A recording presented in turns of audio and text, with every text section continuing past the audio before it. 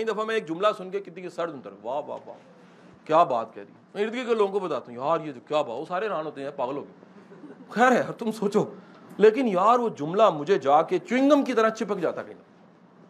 یار جو بندہ اچھے جملے کو انجوائے نہیں نہ کر سکتا اس سے بڑا گف کوئی نہیں ہے، کھوتا کوئی نہیں ہے. کیونکہ دنیا میں جس طرح چیزوں کے ذائقے ہیں اس طرح جملوں کے بھی ذائقے ہیں. میں نے کہہ دیا بات کا بھی ذائقہ ہے.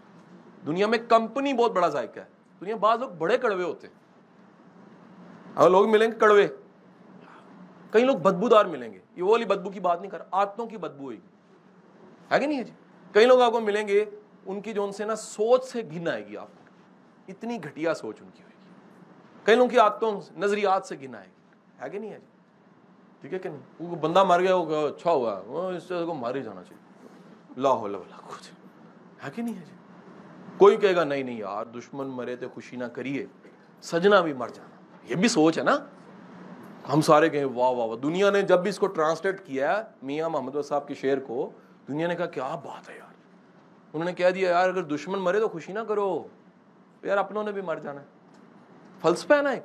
تو جو بندہ ایک چھوٹے سے فلسفے کو انجوائے کرتا ہے، میں ہمیشہ سوچتا ہوں، بچپن سے میں سوچتا آیا کہ جب یہ شعر تھا وہ مومن کا، تو میرے پاس ہوتے ہو گویا جب کوئی دوسرا نہیں ہوتا، کسی نے غالب نے اسے کہہ دیا یار پورا دیوان لے لو سم تھنگ اور یہ مجھے دے دو.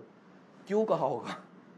غالب کو بیوقوف انسان نہیں ہے، اس نے جملے کی اس شعر کی ڈیپتھ کو دیکھا ہوگا، فیل کیا ہوگا کہ یار یکتائی، ونس، توحید یہ ہے کہ اگر اس سے تعلق ہو تو ساری دنیا کو اڑا کے رکھ دو، پیچھے کر دو.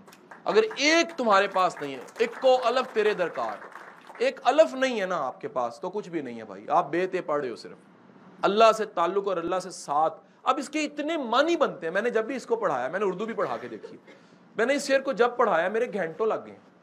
اب میں بچے مجھے کہتے سر وہ فلانے ٹیچر نے پڑھایا تو 2 منٹوں میں اس نے کہا تم میرے پاس ہوتے ہو گویا جب کوئی دوسرا نہیں ہوتا. اس کا مطلب یہ جب کہیں موقع ملا ڈیٹ ماریں، اور ایسی جگہ پہ ماریں جہاں کوئی نہ ہو. کیبن والی ڈیٹ ہونی چاہیے، ہے کہ نہیں ہے جی. میری بات سمجھے کہ نہیں سمجھے؟ اس کا مطلب ٹیچر بتا رہا ہے یہ ہوتا ہے. میں بتا رہا ہوں روحانیت، میں بتا رہا ہوں فلسفہ، میں بتا رہا ہوں منطق.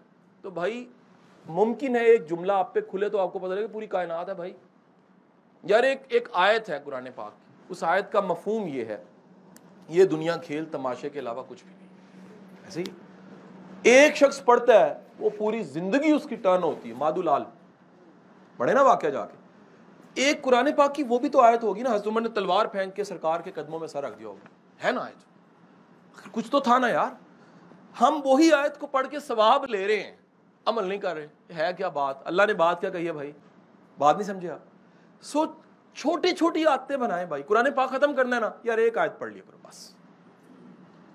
کیونکہ جب بھی آپ کہو گے جی میں دہلی کا سپارہ پڑھوں گا، بھائی ایک آیت پڑھو لیکن اچھے طریقے سے مفہوم سے ترجمے سے پڑھ لو. So reading habit is number 1 to change your life.